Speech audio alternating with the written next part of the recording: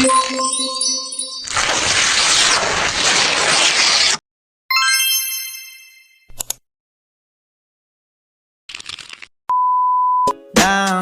yeah.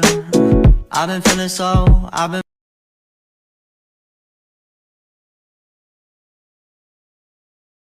Assalamualaikum warahmatullahi wabarakatuh.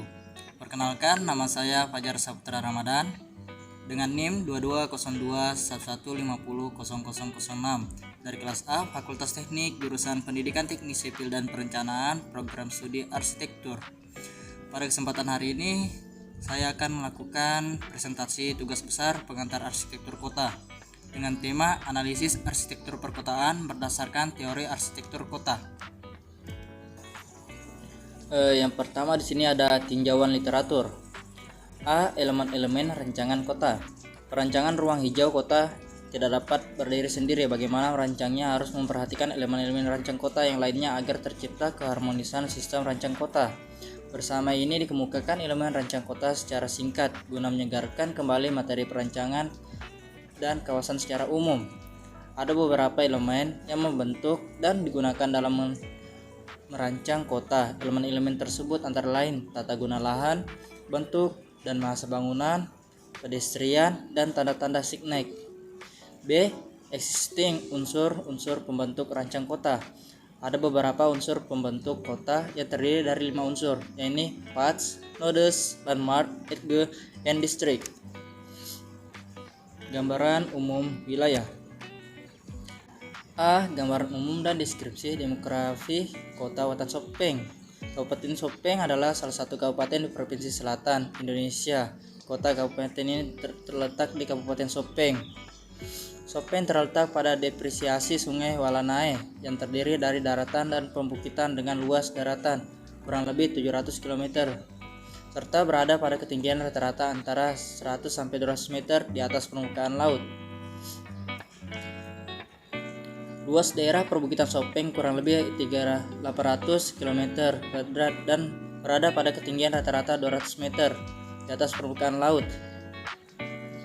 Kabupaten Sopeng tidak memiliki wilayah pantai. Wilayah perairan hanya sebagian dari Danau Tempes. Sopeng terbagi menjadi 8 kecamatan, 70 desa atau kelurahan, serta 163 dusun dan lingkungan. Salah satu desa di Sopeng yang dipercayai merupakan titik tengah Indonesia dengan Desa Umpungeng. Bahasa resmi instansi pemerintah di Kabupaten Sopeng adalah bahasa Indonesia. B. Deskripsi wilayah Kota Watan Sopeng. Sopeng adalah salah satu kota Kabupaten Sopeng di Sulawesi Selatan. Kabupaten Sopeng Kepulauan terdiri dari 8 kecamatan, 21 kelurahan, dan 49 desa pada tahun 2017. Kabupaten ini memiliki luas wilayah dan jumlah penduduk sebesar 249,768 jiwa dengan sebaran penduduk 160 jiwa. Administrasi Kota Gandra. Administrasi Kota Sopeng terdiri 8 kecamatan, yaitu Kecamatan Cita, Dondri-Dondri, Gandra, Lalabata, Lililau, Liliriaja, Marioriawa, dan Marioriawo. C. Deskripsi wilayah Kelurahan Bila Selatan. Kelurahan Bila Selatan merupakan kelurahan yang berada di kawasan Kabupaten Sopeng, lebih spesifiknya berada di Kecamatan Lalabata.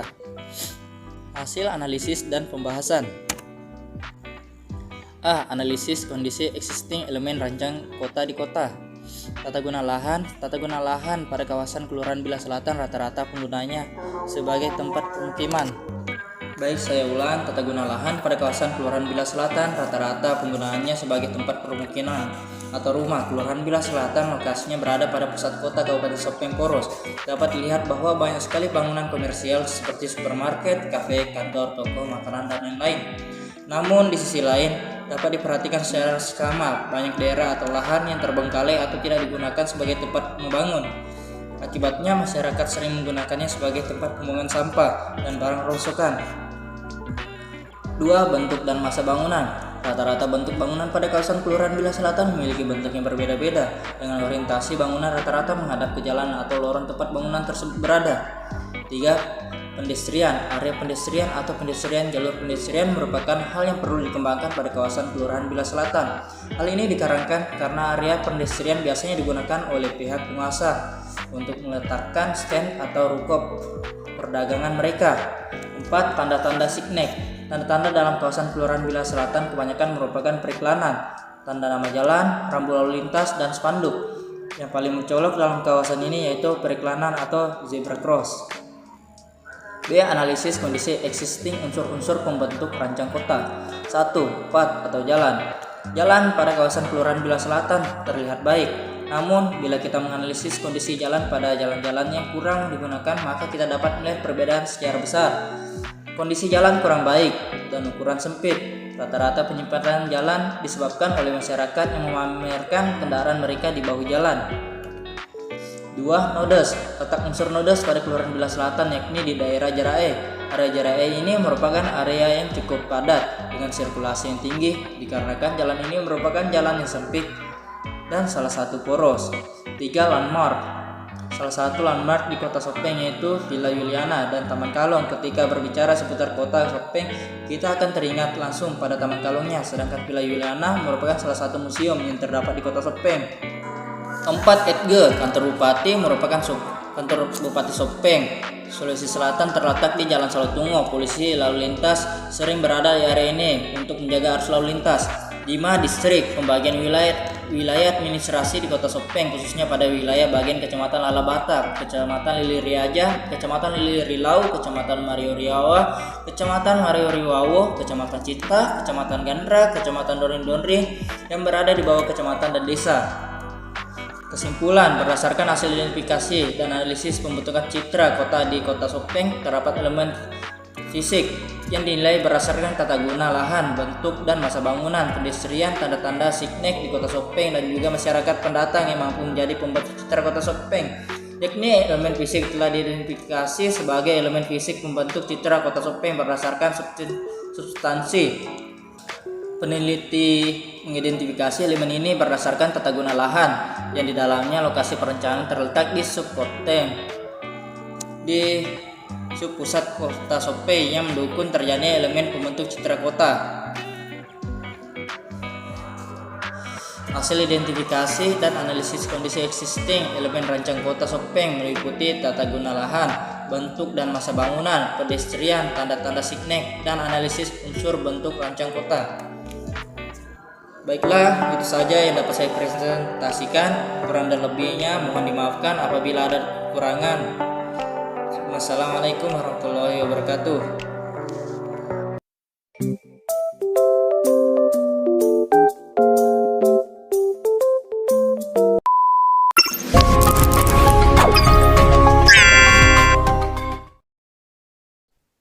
Bismillahirrahmanirrahim. Assalamualaikum warahmatullahi wabarakatuh. Halo, perkenalkan nama saya Iin Noviani dengan NIM 220211500015 dari kelas A, program studi arsitektur. Nah, di sini saya akan mempresentasikan tugas mata kuliah pengantar arsitektur kota mengenai analisis arsitektur perkotaan pada wilayah Singki, Kecamatan Anggeraja, Kabupaten Indrekang, berdasarkan teori arsitektur kota. Kota merupakan satu kesatuan permukiman yang terbentuk dari beberapa subsistem dengan elemen-elemen penting yang di dalamnya membentuk suatu kota. Suatu kota pada hakikatnya akan senantiasa tumbuh dan berkembang baik melalui rencana maupun tanpa rencana kota. Yang membedakan adalah apabila suatu kota tumbuh tanpa direncanakan terlebih dahulu, maka yang akan terjadi adalah suatu bentuk kota yang alami, tumbuh secara spontan dan cenderung tidak dapat dikendalikan. Namun sebaliknya, apabila suatu kota telah melalui proses perencanaan dan perancangan yang matang, maka pertumbuhan dan perkembangan kota menjadi lebih terarah dan dapat dikendalikan dengan baik. Nah, salah satu wilayah yang dianalisis di sini adalah wilayah Singki, Kecamatan Anggaraja, Kabupaten NTK, di mana wilayah ini termasuk kawasan hutan lindung yang mempunyai lahan pegunungan, sehingga untuk pembangunan bangunan diperlukan perancangan yang lebih efektif dengan mempertahankan kawasan sebagai kawasan yang bisa dikatakan sebagai wilayah yang bebas dari polusi udara dan masih mempunyai lahan yang luas untuk kegiatan pertanian sebagai kegiatan utama masyarakat setempat. Oleh karena itu, harus diketahui elemen-elemen apa saja dan unsur-unsur apa saja yang ada pada wilayah Singki sesuai dengan teori perancangan kota. Nah, tinjauan literatur yang digunakan dalam analisis ini yaitu elemen perancangan kota. Yang pertama, tata guna lahan. Penggunaan lahan atau land use merupakan cerminan hubungan dan keterkaitan antara sirkulasi dan kepadatan aktivitas dalam sebuah kawasan. Kemudian, bentuk dan massa bangunan atau building form and massing merupakan menunjukkan ciri kawasan yang mencakup ketinggian, rasio luas lantai, skala bahan, tekstur, warna, yang kesemuanya harus memperhatikan kesesuaian dengan lingkungan sekitar. Ketiga, sirkulasi dan parkir atau circulation and parking merupakan sistem pergerakan dan elemen utama yang memberi bentuk lingkungan kota. Karena sistem pergerakan ini dapat membentuk arah dan mengendalikan pola aktivitas kota melalui sistem jaringan jalan, jalur pejalan kaki, dan sistem perhentian atau transit yang menghubungkan dan memusatkan pergerakan. Kemudian, ruang terbuka merupakan elemen yang penting yang harus dilakukan secara integral dengan perencanaan bangunan dan saling menunjang. Open space ini dapat berupa taman dan lapangan, jalur hijau kota, dan semua elemen penyusunnya. Kemudian tanda-tanda atau signage berupa menunjukkan arah dan fungsi bangunan serta kawasan tertentu. Kemudian jalur pejalan kaki atau pedestrian ways. Jalur pejalan kaki terutama di kawasan pusat kota sangat penting. Selain mendukung kelangsungan aktivitas kawasan, juga menunjang keindahan.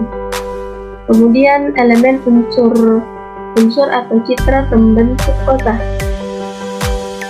Lin dalam bukunya yang berjudul Perancangan Kota secara Terpadu mengemukakan bahwa ada 5 elemen pokok yang dapat menempelkan image satu kota. Yang pertama yaitu path, merupakan rute-rute sirkulasi yang biasa digunakan orang untuk melakukan pergerakan secara umum, yakni jalan, ganggang utama, jalan transit, lintasan, dan sebagainya. Kemudian node merupakan simpul atau lingkaran daerah pertemuan arah atau aktivitas yang dapat diubah ke arah atau aktivitas yang lainnya, misalnya persimpangan lalu lintas, stasiun, lapangan terbang, jembatan, dan sebagainya. Kemudian landmark merupakan elemen eksternal dan merupakan bentuk visual yang menonjol dari kota. Ini dapat membantu orang untuk mengorientasikan diri dalam sebuah kota dan membantu orang mengenali suatu daerah. Kemudian edge merupakan elemen linear yang tidak dapat dilihat sebagai path.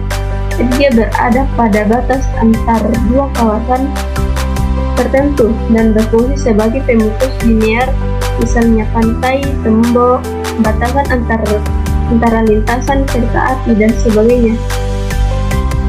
Kemudian yang terakhir yaitu distrik. Nah, ini adalah peta wilayah Kabupaten NTK. Kabupaten NTK merupakan salah satu daerah tingkat 2 Provinsi Sulawesi Selatan, Indonesia. Ibu kota NTK ini terletak di kota NTK. Penduduk di NTK sebagian besar adalah pemeluk agama Islam dengan mata pencaharian pencaharian utama pada sektor pertanian. Secara geografis berada di jantung Jazirah Sulawesi Selatan yang dalam peta batas wilayah memang bentuknya seperti jantung. Kabupaten Endrekang terletak sekitar kurang lebih 240 km di sebelah utara kota Makassar, atau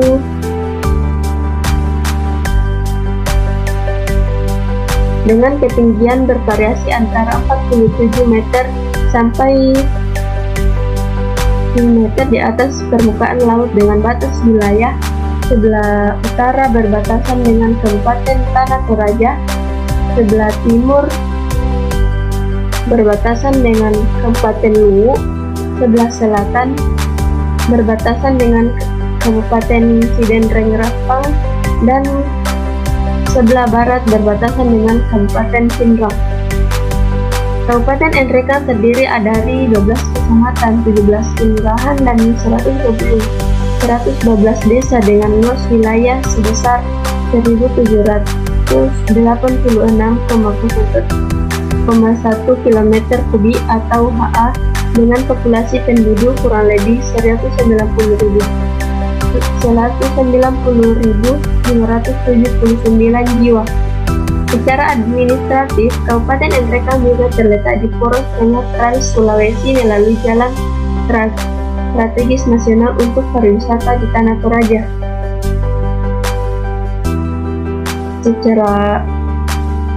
Secara umum, topografi wilayah didominasi oleh bukit-bukit atau gunung-gunung sekitar 84,96% dari luas wilayah Kabupaten Endrekang, sedangkan datar hanya 15,4%. Kabupaten Endrekang memiliki beberapa puncak gunung seperti Gunung Bambakuang, Gunung Latimojong, dan lain-lain.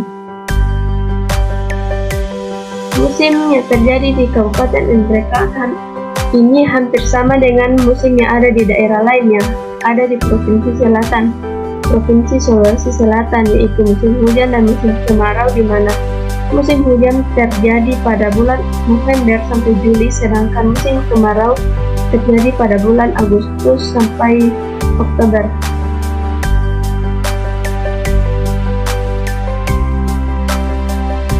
Potensi pengembangan wilayah di Kabupaten Endrekang akan ditujukan untuk menuju pencapaian visi daerah sebagai daerah agropolitan mandiri.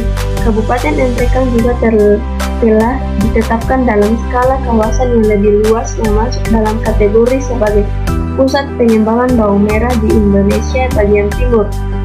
Dari segi sosial budaya, masyarakat Kabupaten Endrekang memiliki kekhasan tersendiri. Hal tersebut disebabkan karena kebudayaan Endrekang atau Mesen Bengkulu berada di antara kebudayaan Bugis, Mandar, dan Tanah Toraja. Bahasa daerah yang digunakan di Kabupaten Endrekang secara garis besar terbagi atas tiga bahasa dari tiga rumput etnik yang berbeda di Mesen Bengkulu, yaitu bahasa Duri, Endrekang, dan Maiwa.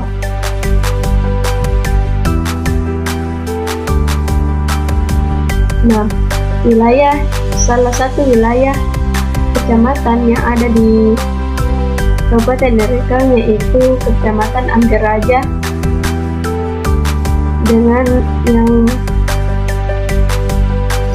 dan Kecamatan Anggaraja ini terdapat satu desa yang disebut dengan Singki. Ya, ini adalah Singki. Wilayah Singki ini adalah sebagai objek analisis.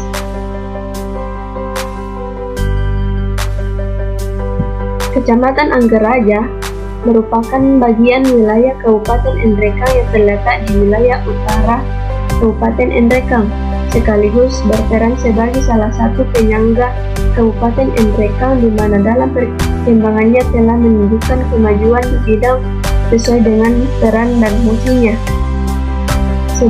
Adapun batas Kecamatan Anggaraja adalah sebelah barat berbatasan dengan Kecamatan Masale, kemudian sebelah timur berbatasan dengan Kecamatan Malua dan Baraka. Sebelah utara berbatasan dengan Kecamatan Ala dan sebelah selatan berbatasan dengan Kecamatan Endrekam. Luas wilayah Kecamatan Anggeraja adalah 126,96 km dengan jumlah penduduk kurang lebih 23.825. Salah satu desa yang ada di Kecamatan Anggeraja yaitu Desa Singki dengan kode pos 91752. Singki merupakan daerah yang berada di pegunungan dengan adanya lahan-lahan yang bisa dikatakan masih luas dan masih bisa dibuka sebagai lahan pertanian, maka dari itu aktivitas warga dominan sebagai petani sayur-sayuran, khususnya petani bawang merah. Hampir seluruh warga pada wilayah Singki aktivitasnya dihabiskan di kebun sebagai mata pencaharian yang utama. Pada wilayah Singki, kegiatan gotong royong antar warga masih menjadi tradisi dan perlu dipertahankan. Dari segi sosial budaya, masyarakat wilayah Singki masih ada yang menganut budaya-budaya orang terdahulu dan kebersamaan masyarakat pada wilayah ini tidak luntur, misalnya selalu bergotong royong saat panen di kebun, umumnya saat panen bawang merah dan aktivitas lainnya. Nah, bahasa yang digunakan pada daerah ini adalah bahasa Duri. Bisa letak Desa Singki ada Kecamatan Anggeraja, bisa dilihat pada peta ini. Ini adalah gambaran umum tentang peletakan elemen rancang kota dan unsur pembentuk pada wilayah Singki. Ini adalah wilayah Singki. Untuk lebih jelasnya, saya akan menjelaskan tentang analisis arsitektur kota pada wilayah Singki. Yang pertama, elemen perancangan kota pada wilayah Singki, Kecamatan Anggeraja, Kabupaten Endrekam. Nah, mengenai tata guna lahan. Tata guna lahan merupakan salah satu elemen kunci dari perancangan kota. Prinsip land use adalah pengaturan penggunaan lahan untuk menentukan pilihan yang terbaik dalam mengalokasikan posisi tertentu hingga kawasan tersebut berfungsi dengan semestinya. Nah, pada kota Endrekam, khususnya wilayah Singki ini, penggunaan lahan didominasi oleh kegiatan pertanian. Kemudian bentuk dan masa bangunan. Bentuk dan masa bangunan pada awalnya menyangkut aspek-aspek bentuk fisik karena besertif spesifik yang meliputi ketinggian, kemunduran, dan penutupan. Selanjutnya lebih luas menyangkut juga penampilan dan konfigurasi, yaitu meliputi warna, material, tekstur, kaskade, skala, dan gaya dari bangunan. Nah, rata-rata dari bangunan pada wilayah Kecamatan Anggeraja, khususnya wilayah Singki, adalah rumah panggung. Hampir seluruh rumah warga memiliki gaya rumah panggung, di mana materialnya didominasi dari kayu. Kita lihat dari contohnya. Kemudian yang ketiga yaitu sirkulasi dan parkir. Merupakan elemen perancangan kota yang secara langsung dapat membentuk dan mengontrol pola kegiatan kota, sebagaimana halnya dengan keberadaan sistem transportasi dari jalan publik, pedestrian, dan tempat-tempat transit. Nah, untuk daerah Singki sendiri, penyediaan tempat parkir pada tempat-tempat umum seperti koperasi unit desa, biasanya warga memarkirkan dan biasanya warga memarkir kendaraannya di bahu jalan atau kolong rumah masing-masing, seperti yang terlihat pada gambar. Kemudian ruang terbuka. Ruang terbuka selalu berhubungan dengan lanskap. Lanskap terdiri dari elemen keras dan elemen lunak. Open space biasanya berupa lapangan, jalan, sepadan, sungai, taman, atau makam. Untuk wilayah Desa Singki terdapat open space berupa lapangan dan alun-alun yang disebut dengan bundaran Desa Singki. Kemudian pedestrian ways atau pejalan kaki. Jalur pejalan kaki adalah satu elemen paling penting dalam satu perancangan kota dan bukan hanya bagian dari program keindahan kota. Untuk wilayah Desa Singki sendiri, jalur pejalan kaki belum ada karena merupakan wilayah pedesaan yang jumlah penduduknya atau jumlah pengendara yang tidak padat, tetapi masih bisa dikendalikan. Kemudian tanda-tanda atau signage merupakan petunjuk arah atau rambu-rambu lalu lintas, media iklan, dan berbagai bentuk penanda lainnya. Nah, penandaan pada untuk wilayah Desa Singki sendiri terdapat papan penanda batas antara dusun Singki dengan dusun Buntakase, seperti yang terlihat pada gambar. Nah, yang kedua yaitu unsur-unsur atau citra pembentuk kota pada wilayah Desa Singki, Kecamatan Anggeraja, Kabupaten Endrekang. Yang pertama, pet atau jalan. Pet atau jalan merupakan rute sirkulasi yang biasanya digunakan orang untuk melakukan pergerakan secara umum dalam satu kota. Pet berupa jalan di Kecamatan Anggeraja, terutama di Desa Singki ini, masih butuh perbaikan. Bisa dilihat pada gambar, terutama pada jalanan ke pelosok desa, misalnya di Desa Singki masih banyak yang mengalami kerusakan, terutama jika musim hujan. Semua genangan air terkumpul di lubang-lubang pada jalan. Kemudian yang kedua yaitu nodes, merupakan titik-titik atau spot-spot strategis dalam sebuah kota di mana pengawas bisa masuk dan keluar. Elemen ini juga merupakan fokus untuk ke dan dari mana dia berjalan. Nah, untuk daerah ini, daerah Singki, terdapat nodes yaitu berupa persimpangan jalan antara jalan raya dengan jalan ke kebun. Kemudian yang ketiga yaitu landmark. Landmark merupakan penanda suatu kawasan yang memiliki nilai lebih, biasanya paling menonjol pada kawasan tersebut, sehingga sering dijadikan patokan dalam mengenali suatu tempat. Nah, landmark pada wilayah Desa Singki berupa bundaran berbentuk tubuh dan koperasi unit Desa Singki merupakan tempat yang mudah dikenali dari wilayah ini. Koperasi unit desa ini terletak di pinggir jalan dan sampingnya terdapat bundaran yang berbentuk tubuh. Biasanya warga menyebutnya sebagai bundaran Singki. Yang kemudian yaitu distrik, merupakan suatu elemen kawasan yang bersifat dua dimensi dan memiliki skala-skala tertentu di mana distrik dapat menjelaskan pola pikir manusia seakan-akan merasakan masuk atau keluar dari kawasan tersebut. Kemudian yang terakhir yaitu RJ, merupakan suatu elemen kawasan yang bersifat merupakan elemen linear yang biasanya tidak digunakan atau dipertimbangkan sebagai pet oleh pengamat. Edges adalah batas-batas atau pemutus linear antara dua wilayah, misalnya sungai, pantai, potongan, jalur kereta api, dan sebagainya. Nah, untuk edges sendiri pada wilayah Singki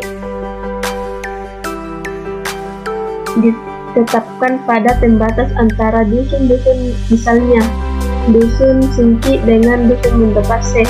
Edge-nya berupa kawasan seperti lahan kosong yang dipenuhi pohon-pohon atau rerumputan, sehingga kita bisa membedakan wilayah ini.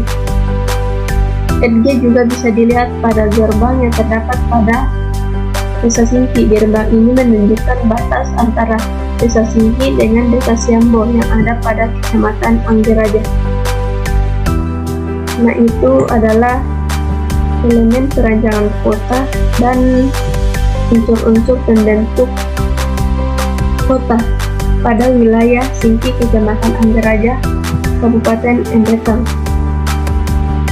Sebagai kesimpulan, dari analisis terhadap kondisi existing elemen rancang kota dan unsur-unsur citra pembentuk kota pada wilayah Singki, Kecamatan Anggeraja, Kabupaten Endrekang, yaitu penerapan elemen-elemen rancang kota pada wilayah Singki, Kecamatan Anggeraja sudah cukup baik, walaupun jika dilihat dari aspek lingkungan pedesaan yang memang penduduknya tidak terlalu padat dibanding dengan wilayah perkotaan yang penduduknya padat dan memerlukan perancangan bangunan yang lebih efektif. Walaupun pada wilayah Singki tidak ada elemen pedestrian ways, tetapi pejalan kaki masih bisa berjalan di pinggir jalan, karena di desa ini kondisi pengendara berbeda dengan yang di perkotaan. Perlu adanya jalur pedestrian ways agar pejalan kaki dengan pengendara transportasi tidak saling mengganggu dan mengakibatkan kemacetan. Untuk penerapan elemen citra kota atau unsur pembentuk kota pada wilayah Singki sudah cukup baik, tetapi untuk jalur atau jalan yang ada di wilayah Singki perlu perhatian yang khusus dari pemerintah maupun warga setempat. Nah, sebagai saran kepada pemerintah, diharapkan memperhatikan terhadap perbaikan jalan dari Kecamatan Anggeraja menuju ke Desa Singki. Yang kedua, yaitu kepada pemerintah dan masyarakat setempat diharapkan mampu menjaga dan melestarikan kawasan Anggeraja, khususnya Desa Singki, yang merupakan desa yang lingkungannya masih terjaga dari pencemaran. Nah, itu materi dari saya mengenai analisis existing elemen rancang kota dan unsur-unsur pembentuk kota pada wilayah Singki, Kecamatan Anggeraja, Kabupaten Endrekang. Terima kasih dan sekian. Wassalamualaikum warahmatullahi wabarakatuh.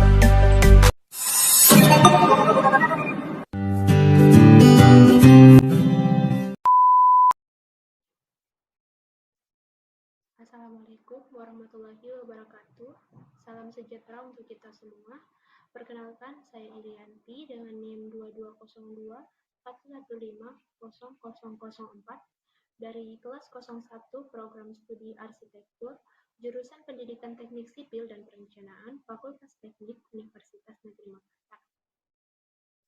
Video ini saya buat untuk memenuhi tugas ujian akhir semester mata kuliah pengantar arsitektur kota, di mana saya akan menjelaskan mengenai analisis arsitektur perkotaan di wilayah Kota Makassar berdasarkan teori arsitektur kota. Lebih rincinya lagi, saya akan menjelaskan mengenai penerapan elemen-elemen perancangan kota di wilayah Kota Makassar dan kondisi elemen-elemen pembentuk citra kota menurut Kevin Lynch di wilayah Kota Makassar. Namun, sebelum masuk pada materi inti dari pembahasan ini, saya akan mengulas sedikit mengenai Kota Makassar, yang secara administratif adalah ibu kota Provinsi Sulawesi Selatan, di samping itu juga sebagai pusat pengembangan wilayah dan pusat pelayanan di kawasan Indonesia bagian timur, dan juga merupakan kota terbesar di Indonesia Timur. Selain itu, Kota Makassar juga mengembangkan perkembangan kota melalui sektor pariwisata. Maka, tentunya banyak masyarakat lokal maupun mancanegara yang akan beraktivitas di dalam Kota Makassar ini. Oleh karena itu, diperlukannya citra kota yang jelas agar masyarakat dengan nyaman beraktivitas dan lebih mengenal ciri khas Kota Makassar. Citra kota menjadi sesuatu yang penting untuk memperkuat identitas dan wajah kota sehingga membuat kota tersebut menarik dan memiliki daya tarik. Adapun kawasan atau wilayah yang saya ambil untuk menjadi fokus dari analisis saya yakni wilayah Kelurahan Parangtampung yang berada di Kecamatan Tamalate dan memiliki luas wilayah sekitar 0,05 km persegi dan memiliki jumlah penduduk sekitar kurang lebih 42.396 jiwa. Berikut adalah peta administrasi dari Kelurahan Parangtambung. Baik, langsung saja pada materi inti pertama, yakni penerapan elemen-elemen perancangan kota di Kelurahan Parangtambung yang meliputi tata guna lahan, bentuk dan masa bangunan, sirkulasi dan parkir, ruang terbuka, pedestrian, dan yang terakhir tanda-tanda. Baik, yang pertama yakni tata guna lahan. Tata guna lahan sendiri adalah pengaturan penggunaan lahan dan mengarah pada penutupan lahan dari area terbuka menjadi area tertutup atau terbangun. Di kawasan Parangtambung sendiri, penggunaan lahan didominasi oleh perumahan penduduk yang padat dan ruko-ruko pertokoan. Jika kita lihat pada gambar ini, gambar di tengah ini merupakan peta penggunaan lahan di beberapa kecamatan di Kota Makassar. Yang saya tandai ini yakni Kecamatan Tamalate yang memuat Kelurahan Parangtambung, di mana kecamatan ini dinominasi oleh warna orange sebagai penanda dari perumahan atau pemukiman. Oke, selanjutnya poin kedua yakni bentuk dan masa bangunan. Pada penataan suatu kota, bentuk antar hubungan masa seperti ketinggian bangunan, jarak antar bangunan, bentuk bangunan, dan lain-lain itu harus diperhatikan. Bentuk dan masa bangunan di Kelurahan Parangtambung sendiri terdiri atas bangunan berlantai 1 sampai lantai 3. Bisa kita lihat pada gambar di atas ini, bangunan berlantai 1 dan lantai 2 biasanya diperuntukkan sebagai tempat tinggal atau rumah penduduk. Dan bangunan berlantai 3 biasanya diperuntukkan sebagai ruko atau pusat komersil. Sedangkan untuk bangunan berlantai tinggi atau bangunan berlantai banyak terdapat di area kampus UNM Parangtambung, yakni Menara Fakultas MIPA yang memiliki 12 lantai. Selanjutnya, sirkulasi dan parkir. Sirkulasi sendiri adalah sesuatu yang memfasilitasi perpindahan dari suatu tempat ke tempat lainnya.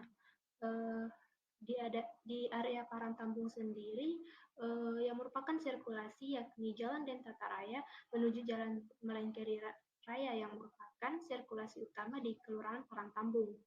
Sirkulasi di daerah ini terbilang cukup ramai, terutama pada pagi dan sore hari di jam kerja. Hal ini berakibat pada kemacetan di daerah tersebut. Kemacetan ini juga disebabkan penggunaan lahan parkir yang mengambil sisi jalan. Hal ini berakibat pada penyempitan jalan. Jadi, sirkulasi dan parkir ini masih saling terhubung antar satu sama lain, di mana jika penggunaan lahan parkir yang sembarangan dan mengambil bagian jalan, maka akan menghambat sirkulasi. Oke, ini adalah gambar dari Jalan Dentata Raya dan Jalan Malengkeri Raya yang merupakan jalur sirkulasi utama di daerah Parangtambung. Baik, poin kedua yakni ruang terbuka. Ruang terbuka adalah suatu ruang yang penggunaannya lebih bersifat terbuka yang pada dasarnya tanpa bangunan. Di kawasan Parangtambung sendiri, ruang terbukanya masih sangat minim. Hal ini disebabkan oleh penggunaan lahan penduduk pemukiman yang masih sangat mendominasi. Jika kita lihat pada daerah yang ditandai oleh lingkaran ini, merupakan ruang terbuka yang terdapat di Kelurahan Parangtambung, yakni area sekitar area bekas lapangan pacuan kuda. Ini adalah gambar dari RTH dan RTNH di kawasan Parangtambung, yakni RTH bekas lapangan pacuan kuda dan RTH di sekitar Sungai Jenebrang. Adapun RTNH atau ruang terbuka non-hijau merupakan ruang terbuka buatan yang sengaja dibangun. Di kawasan Parangtambung sendiri terdapat di area kampus, yakni contohnya seperti lapangan. Baik, selanjutnya yakni pedestrian. Pedestrian sendiri adalah kawasan jalan khusus pejalan kaki. Salah satu jalur pedestrian yang dapat kita jumpai di area Parangtambung yakni di sekitar Jalan Malengkeri Raya, tepatnya pada area kampus UNM yang menjadi pusat lalu lalang mahasiswa dan masyarakat. Jika kita perhatikan pada gambar ini, Sepanjang jalan di samping jalan ini terdapat trotoar yang merupakan jalur khusus pejalan kaki. Selanjutnya yang terakhir yakni tanda-tanda atau signal merupakan tanda visual yang berfungsi sebagai sarana untuk menginformasikan sesuatu. Beberapa tanda-tanda yang berada di kawasan Parangtambung sendiri yakni tanda-tanda sirkulasi atau tanda rambu lalu lintas, dan di sebelah kanan adalah gambar dari tanda penunjuk komersil atau perdagangan, dan yang di sebelah kiri adalah gambar penunjuk nama tempat. Baik, selanjutnya pada materi inti kedua yakni kondisi elemen-elemen pembentuk citra kota menurut Kevin Lynch di Kelurahan Parangtambung yang meliputi paths, nodes, landmark, edge, dan distrik. Yang pertama yakni paths atau jalur. Paths merupakan rute-rute sirkulasi yang biasa digunakan orang untuk melakukan pergerakan secara umum. Beberapa jalan besar di Kelurahan Parangtambung sendiri, diantaranya yakni Jalan Dentata Raya yang menghubungkan Kelurahan Parangtambung dan Kelurahan Balangbaru, dan Jalan Malengkeri Raya yang menghubungkan Kelurahan Parangtambung dan Kelurahan Mangasa. Selanjutnya yang kedua, nodes atau simpul. Merupakan lingkaran daerah strategis di mana arah atau aktivitas saling bertemu dan dapat diubah arah atau aktivitasnya. Contohnya seperti persimpangan jalan. Jika kita lihat pada gambar ini, terdapat pertigaan di daerah Parangtambung yang menghubungkan Jalan Daeng Tata Raya, Jalan Dengepe, dan Jalan Muhammad Tahir. Dari persimpangan ini juga menghubungkan aktivitas dari ketiga wilayah di sekitar jalan tersebut. Baik, selanjutnya yakni landmark atau pengenal suatu kawasan. Landmark ini biasanya dapat dikenali dari bentuk fisiknya yang dominan, sehingga dapat dilihat dari luar ataupun dari kejauhan. Landmark di kawasan Parangtambung sendiri adalah Menara Fakultas MIPA UNM yang memiliki bentuk unik seperti kupu-kupu. Jika kita lihat pada gambar di atas, sepanjang hamparan perumahan penduduk ini, yang paling menonjol adalah adalah bangunan yang saya lingkari, yakni Fakultas MIPA. Jadi, landmark ini jika menjadi penanda suatu kawasan dan jika dilihat dari jauh pun dapat terlihat. Selanjutnya, edges atau batas atau tepian. Edges atau batas adalah batas dari dua wilayah. Contohnya dari Kelurahan Parangtambung sendiri, yakni di sebelah utara berbatasan dengan Kelurahan Bontok Duri yang dipisahkan oleh Jalan Bontok Duri, dan di sebelah selatan dan timur berbatasan dengan Sungai Jenebrang. Sungai Jenebrang ini juga menjadi pembatas dari kedua kabupaten, yakni Kabupaten Makassar dan Kabupaten Goa. Selanjutnya di sebelah barat berbatasan dengan Kelurahan Balangbaru yang dibatasi dengan Jalan Dengepe. Selanjutnya yang terakhir yakni distrik atau kawasan. Distrik merupakan wilayah yang memiliki kesamaan. Kesamaan ini bisa berupa kesamaan karakter atau ciri bangunan secara fisik, fungsi wilayah, latar belakang, dan sebagainya. Jika kita lihat di Kelurahan Parangtambung sendiri, area distrik yang dimaksud adalah Pasar Tradisional Hartako atau biasa disebut Pasar Parangtambung. Pada area ini memiliki fungsi dan ciri bentuk tiap bangunan yang sama.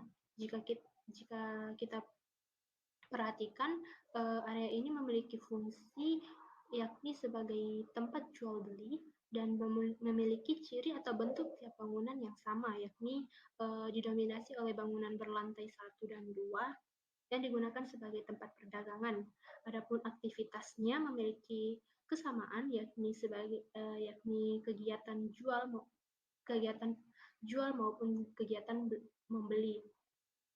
Baik, saya rasa itulah yang dapat saya sampaikan pada pembahasan ini.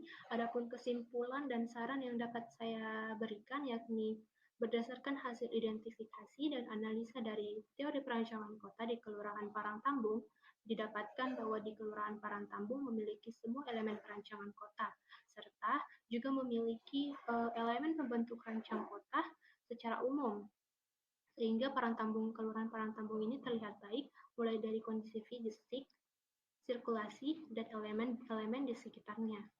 Namun, pada elemen tata guna lahan dan ruang terbuka, saya mengidentifikasi bahwa tidak terdapat keseimbangan antara kedua hal tersebut, di mana tata guna lahan yang masih sangat didominasi oleh oleh perumahan penduduk maupun pertokoan, dan masih sangat minimnya ruang terbuka hijau maupun non-hijau. Sehingga saya sangat berharap pemerintah dapat membenahi dan lebih meningkatkan kualitas sarana dan prasarana umum masyarakat di Kota Makassar, khususnya di Kelurahan Parangtambung. Baik, itulah yang dapat saya paparkan pada presentasi kali ini. Adapun kekurangan dan kesalahan kata mohon dimaafkan. Terima kasih telah menonton. Wassalamualaikum warahmatullahi wabarakatuh. Assalamualaikum warahmatullahi wabarakatuh. Saya atas nama Fatimah Zahra ingin mempresentasikan hasil tugas saya, yaitu kondisi existing elemen rancangan kota di Bantaeng.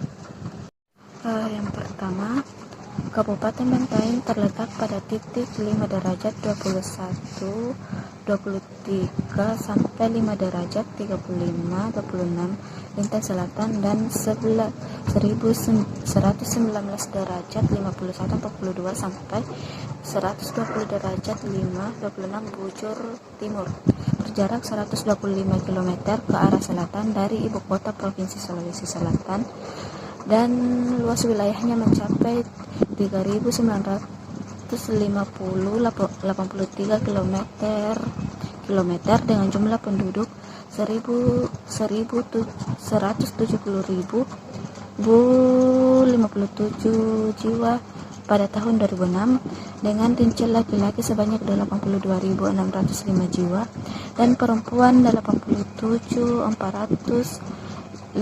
jiwa, terbagi atas 8 kecamatan serta 46 desa dan 21 kelurahan. Selanjutnya, elemen rancangan kota di Kabupaten Bantaeng sendiri itu terbagi atas 6 elemen rancangan kota, yaitu tata guna lahan atau land use, pedestrian way, dan tanda-tanda atau signage. Tata guna lahan seperti pada gambar di atas, gambar tersebut menunjukkan lahan tersebut digunakan untuk tempat nongkrong para pemuda-pemudi di Bantaeng ketika malam hari, serta digunakan juga untuk siang hari, misalnya kegiatan jogging atau kegiatan umum lainnya. Dan yang kedua, pedestrian atau trotoar. Di Bantaeng sendiri sudah cukup banyak terdapat pedestrian, namun di beberapa wilayah masih ada beberapa yang belum memiliki pedestrian. Dan selanjutnya itu tanda-tanda. Di Kota Bantaeng sendiri sudah memiliki berbagai macam tanda-tanda lalu lintas, namun sama halnya dengan pedestrian, tanda-tanda sendiri masih kurang di beberapa wilayah Kota Bantaeng. Masih dengan elemen rancangan kota, yaitu bentuk dan massa bangunan.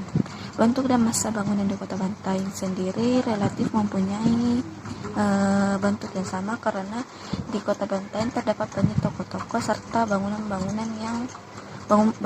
perumahan yang bentuk dan ukurannya sama, kecuali seperti bangunan tinggi misalnya hotel. Dan yang kedua yaitu sirkulasi dan parkir. Di Bantaeng sendiri sudah memiliki tempat khusus parkir, namun masih kurang di beberapa wilayah lain, masih kurang tempat parkir untuk kendaraan bermotor, sehingga masih banyak yang parkir di pinggir jalan. Jadi sirkulasi di Kota Bantaeng agak kurang.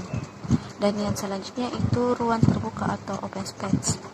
Di Kota Bantaeng sendiri sudah sudah terdapat banyak tempat ruang terbuka, misalnya lapangan serta ruang terbuka lainnya yang biasa digunakan untuk berolahraga, misalnya jogging di pagi hari atau sore hari, serta tempat kumpul-kumpul biasa.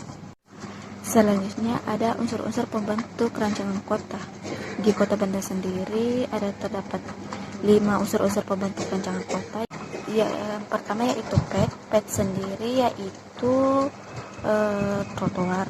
Seperti yang dijelaskan sebelumnya, di Kota Bantaeng sudah ada beberapa trotoar, namun di beberapa wilayahnya masih kurang.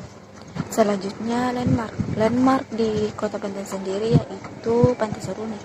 Pantai Seruni merupakan tempat wisata di Kota Bantaeng. Banyak orang yang datang ke Bantaeng dan ingin berkunjung ke Pantai Seruni untuk menikmati suasana pantai, misalnya senja, atau ingin menikmati suasana pantai pada Kota Bantaeng.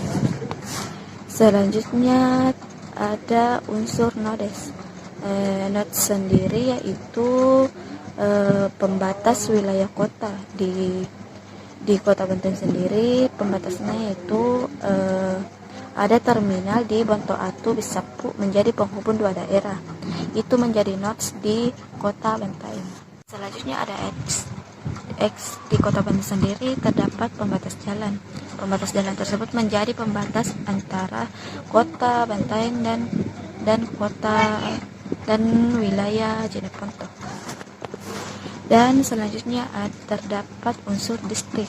Distrik di Kota Bantaeng sendiri yaitu menurut saya pasar tradisional, karena pada saat kita masuk pasar tradisional kita merasakan suasana yang berbeda saat keluar dari pasar tersebut. Selanjutnya yaitu gambaran umum wilayah Kota Bantaeng.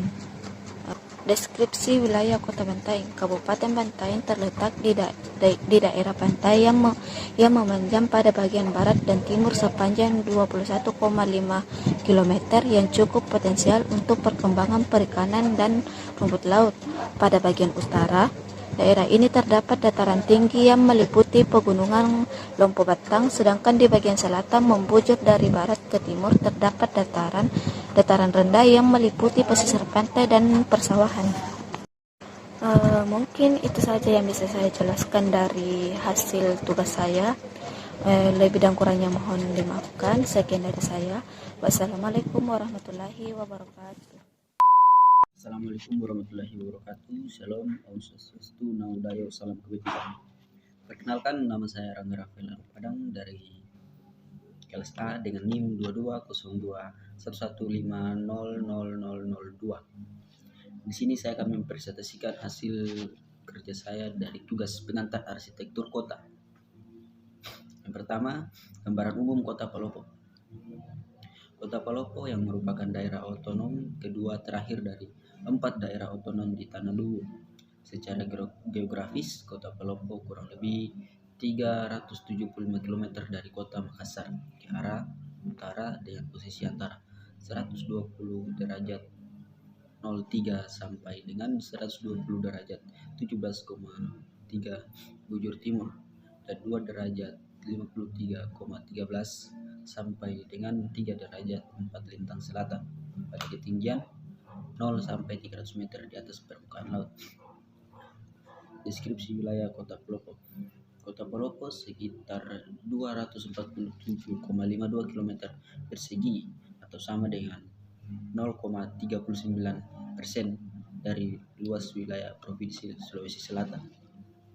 Dengan potensi luas wilayah seperti itu, oleh pemerintah Kota Palopo telah membagi wilayah Kota Palopo menjadi 9 kecamatan dan 48 kelurahan pada tahun 2005. Wilayah Kota Palopo sebagian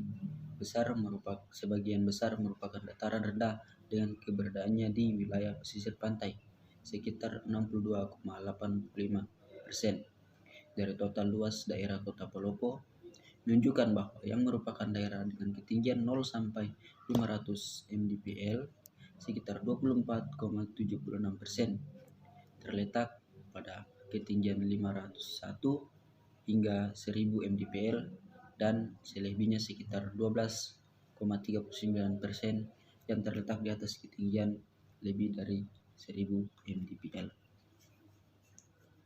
Tata guna lahan. Tata guna lahan pada wilayah Kota Palopo rata-rata penggunanya sebagai tempat berjualan, khususnya di Jalan Manenunggek dan sekitaran karena terdapat pasar tradisional. Kita lihat di gambar di situ, sebelah kanan pasar, sebelah kiri pertokoan. Bentuk dan masa bangunan.